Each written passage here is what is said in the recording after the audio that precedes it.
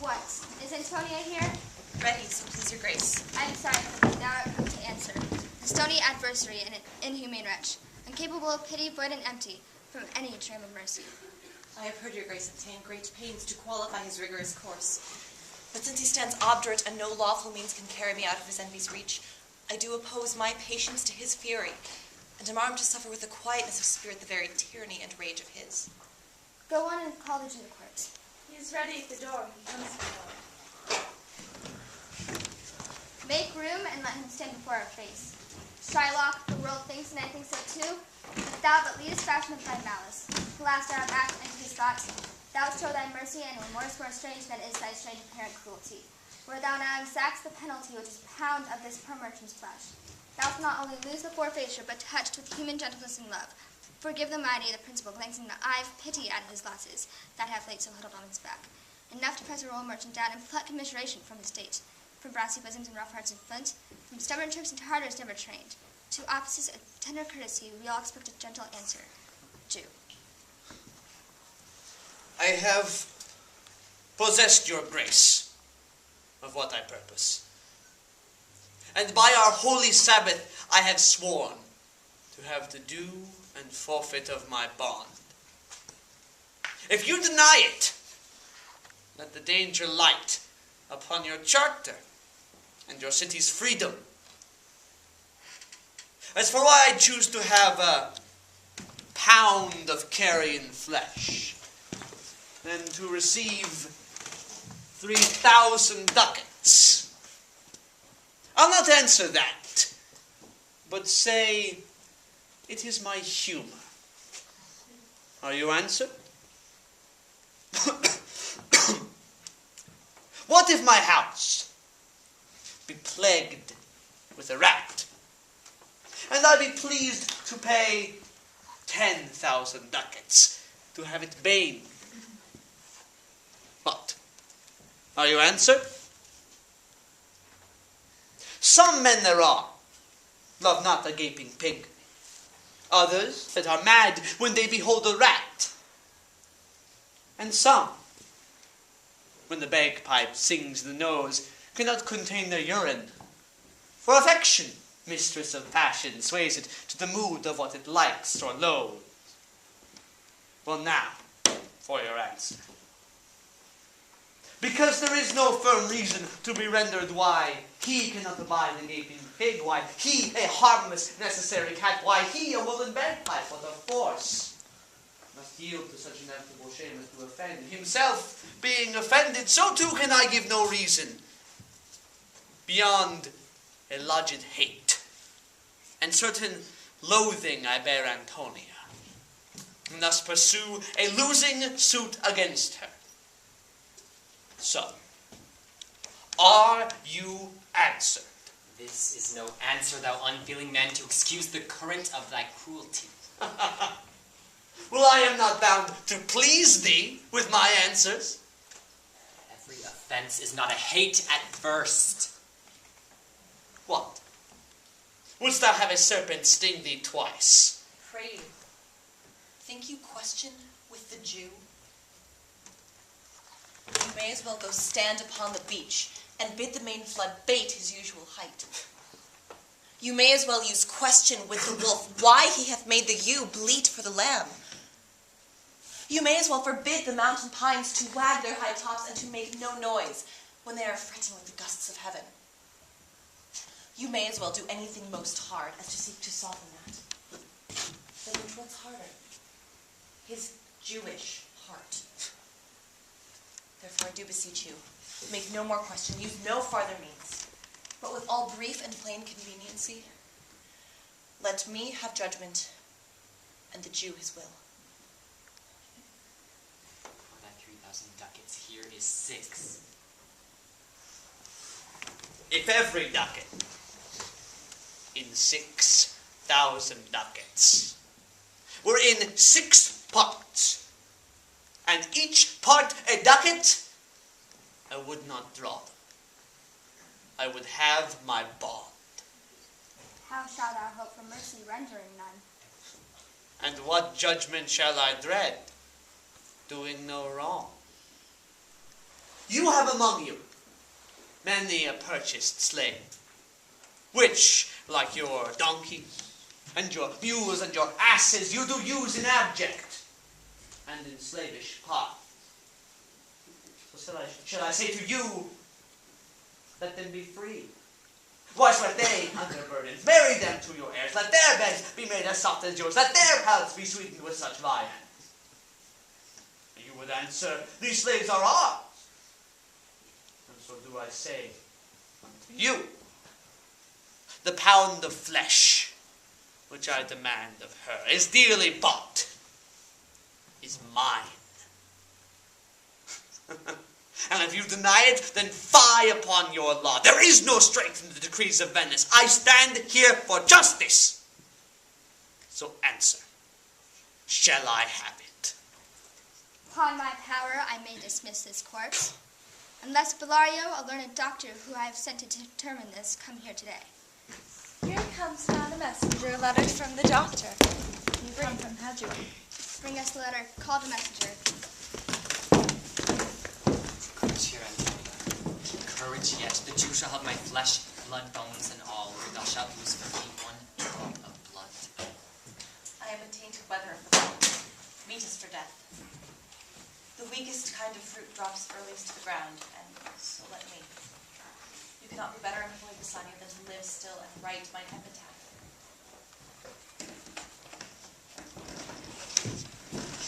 Came you from Padua, from Bellario.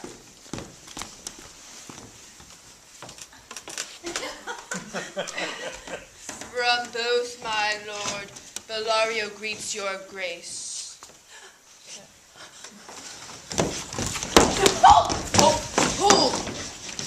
Why dost thou whet thy knife so earnestly? Cut the forfeiture from that bankrupt there. Not on thy soul, but on thy soul, harsh Jew, thou makest thy knife so keen. For no metal can, no, not the hangman's axe, bear half the keenness of thy sharp envy.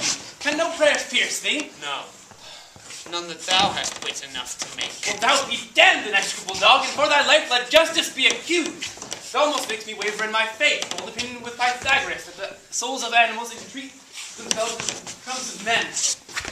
Thy courage, spirit, governed by a wolf, who hanged for human slaughter, even then from the gallows did his fell soul fleet.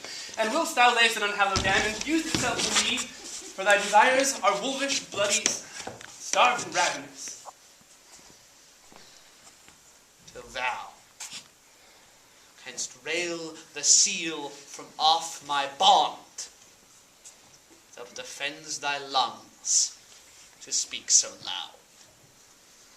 I stand here for justice, so repair thy wit, good youth, or it will fall to cureless ruin.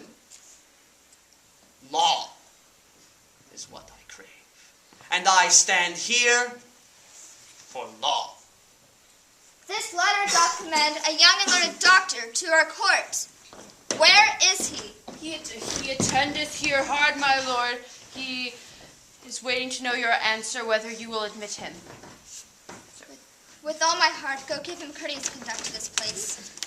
Meantime, the court shall hear Bellario's letter. Your grace shall understand that at the receipt of your letter I am very sick. But in the instant that your messenger came, in loving visitation was with me a young doctor of Rome. His name is Balthasar. I acquainted him with the cause of controversy between the Jew and Antonia the merchant. We turned over many books together. He is furnished with my opinion, which bettered with his own learning. The greatness whereof I cannot enough commend comes with him at my importunity to fill your grace's request in my stead. I beseech you, let his lack of years be no impediment to let him lack a reverend estimation. For I never knew so young a body with so old a head. I leave him to your gracious acceptance, whose trials shall better publish his commendation. You hear the learned Bellario what he writes, and here I take it is the doctor to come. Give me your hand to meet from old Bellario. I do, my lord. You are welcome. Take your place. Are you acquainted with the present question that holds the difference in the court? I am thoroughly acquainted with the case. Where stands the Jew and the merchant here? Antonia and old Shylock, please step forth. Your name is Shylock. Shylock is my name. Strange nature is your suit to follow, but In such a role, the Venetian law cannot impugn you to proceed.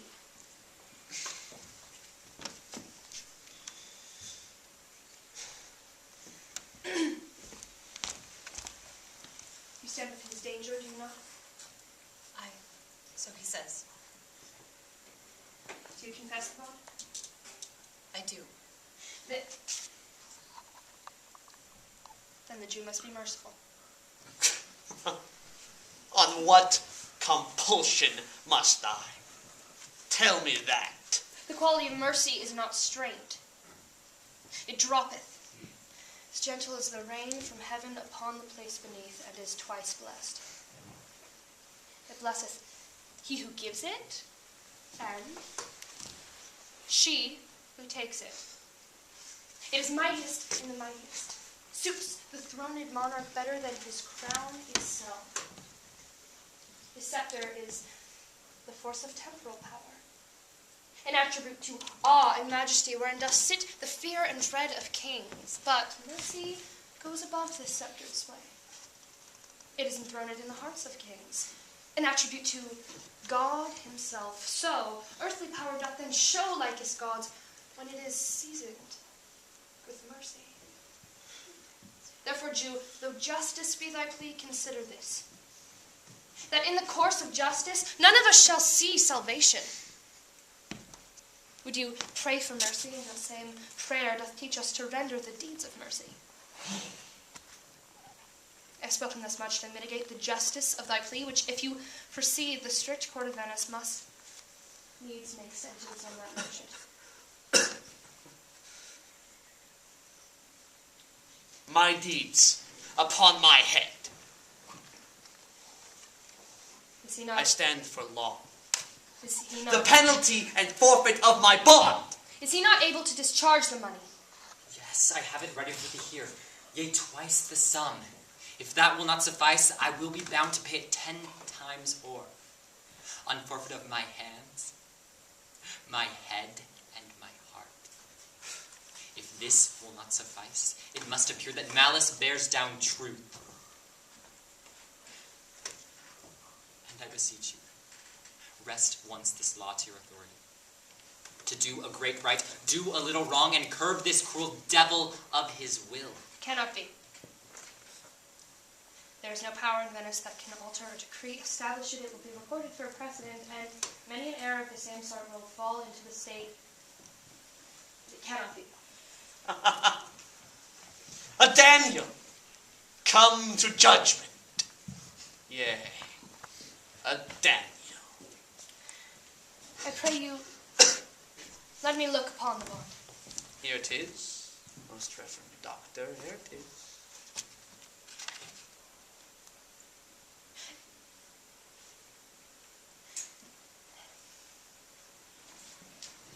Shylock, there is thrice the money offered thee. An oath. I have an oath in heaven. Shall I lay perjury upon my soul? No, not for Venice. A pound of that merchant's flesh is thine. But I pray you, be merciful. Take thrice the money and bid me tear the bond. When it is paid, according to the tenor. It doth appear you are an upright judge. You know the law. Therefore I charge you, by the law, whereof you are a well-deserving pillar, proceed to judgment. By my soul, I swear there is no power in the tongue of man to move me. I stay here on my bond. Most heartily I do beseech the court to give the judgment.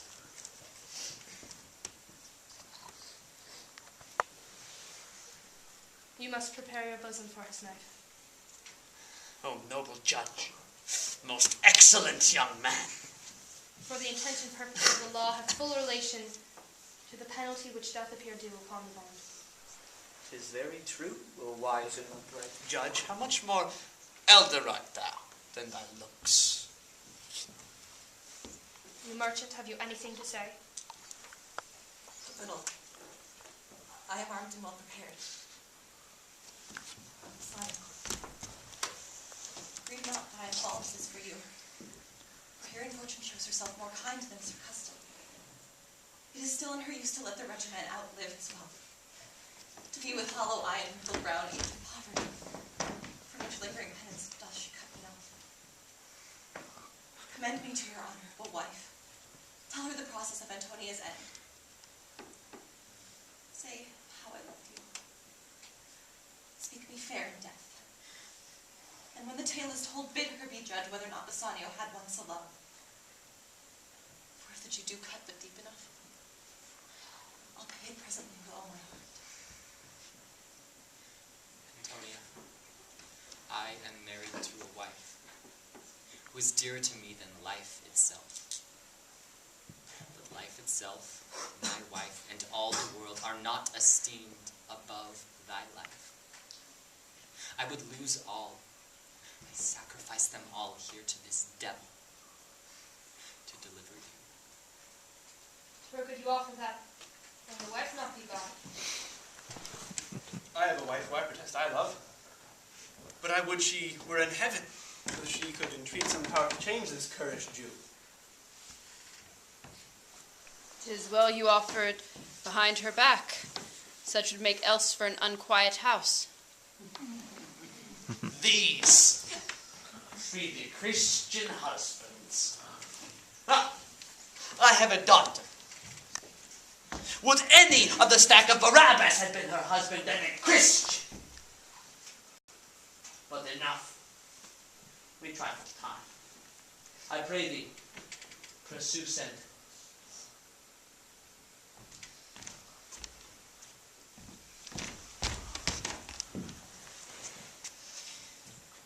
£1 of that merchant's flesh is thine. The court awards it, and the law doth keep it. Most rightful judge. You must cut it off and rest. The court allows it. The law allows it. Most learned judge. A sentence. Come. Prepare!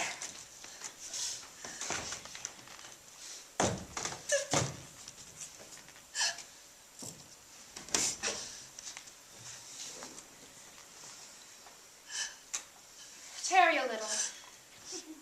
There is something else. The bond doth give thee no jot of blood. The words especially are pound of flesh. Take thy pound of flesh, take thy bond, but in cutting it, if you shed one drop of Christian blood, thy lands and thy goods are, unto the laws of Venice, confiscate to the state of Venice. O learned judge, mark you an upright judge. Is that the law? Thyself shall see the act. Mark you, as thou urge justice, thou wilt get justice more than thou desirest. A learned judge, an upright judge. I'll take thy offer then. Pay the bond thrice and let the Christian go. Here's the money. Stop! He shall merely have justice and his bond.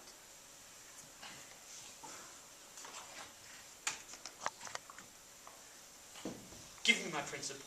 Give me my principal and let me go. I have it ready Soft, for no haste. He hath refused it on an open court. He shall merely have his forfeiture and his bond. Shall I not have barely my principal? You shall have justice. And the devil give her good of it. I'll stay no longer question. Soft, Jew. The law has yet another hold on you. It is enacted in the laws of Venice that if it be proved against any alien that by direct or indirect attempts he has contrived against the law of any citizen, the part against which he contrived shall seize half his goods, and the other comes to the privy coffer of the state. The offender's life lies with the Duke against all other voice. In which predicament I say thou standest, as it appears by direct and indirect attempts thou hast contrived against the life of this very defendant here. So, therefore, down. Beg mercy from the Duke. Beg, that thou mayst have leave to hang thyself. And yet, thy fortune being forfeit to the state, thou hast not the value of a cord. Therefore thou must be hanged at the state's charge. That thou shalt see the difference of our spirits. I pardon thee thy life before thou ask. For half thy wealth it is Antonia's. The other half comes to the general state. which humbleness may drive unto a fine. For the state, not for Antonia. Nay, take my life and all. Pardon not that. You take my house. When you do take the prop that doth sustain my house, you take my life. When you do take the means whereby I live. What mercy can you render him, Antonia? A halter drops, and nothing else, for God's sake. So please my lady the Duchess and all the court. To quit the fine for one half of his goods I am content. So he let me have the other half, and used to render it upon his death unto the gentleman that lately stole his daughter. 2 things provided more. That for this favor he presently become a Christian. The other, that he do record here in court a gift of all he dies possessed unto his son, Lorenzo, and his daughter. He shall do this, or else I do recant. The pardon I will pronounce here. Art thou contented, Jean? Say it, thou.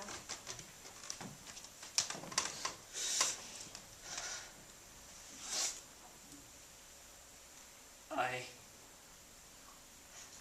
am content. My clerk will draw the deed of gift. I pray you, give me leave to go from hence. I am not, well, send the deed after, and I will sign it. Get thee gone, but do it.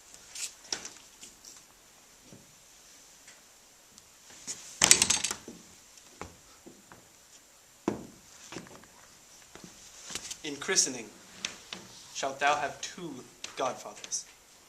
Had I been judge, thou shouldst have had 10 to take thee to the gallows, not the font.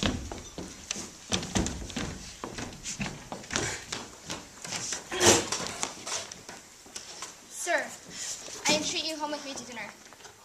It cannot be. I must away towards Padua tonight, and it is me that presently set forth. I'm sorry that your leisures do not serve you. Antonia, gratify this gentleman, for in my mind you are much valued.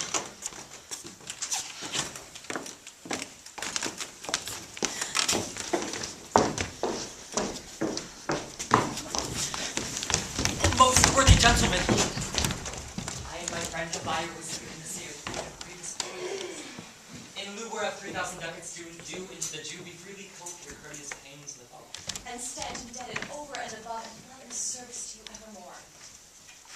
I am well satisfied that is well paid in I delivering you, and satisfied and therefore account myself well paid.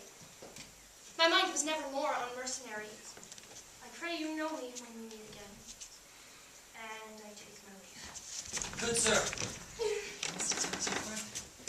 Take something in remembrance of us, as a tribute, not as a fee.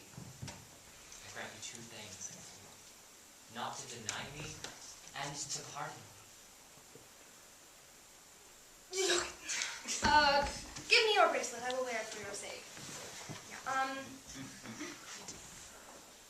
For your love, I will have that ring. Do not draw back your hand. I will take only this, and for my love, you will not deny me it. Good sir, this ring is a trifle. I would not shame myself to give you this. I will take only this, and now methinks I have a mind to it. There's more depends on this than on the value. But the dearest ring in Venice will I get you, and find it out by proclamation. Only for this, I pray you pardon me. Sir, I see you are liberal in your offers. First you teach a beggar how they should beg, and then you teach her how she should be answered. He should be answered. So this ring was given me by my wife. And when she put it on, she made me vow that I should neither sell, nor give, nor lose it.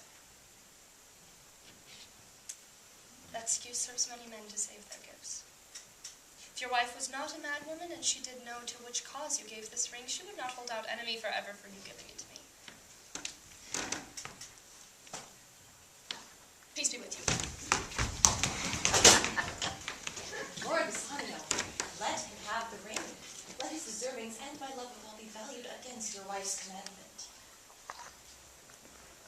Go, Gratiano. Run and overtake him and give him the ring. And take him to Antonia's house. Away, make haste. Come. You and I shall thither presently, and in the morning we shall leave toward Belmont. Come, Antonia.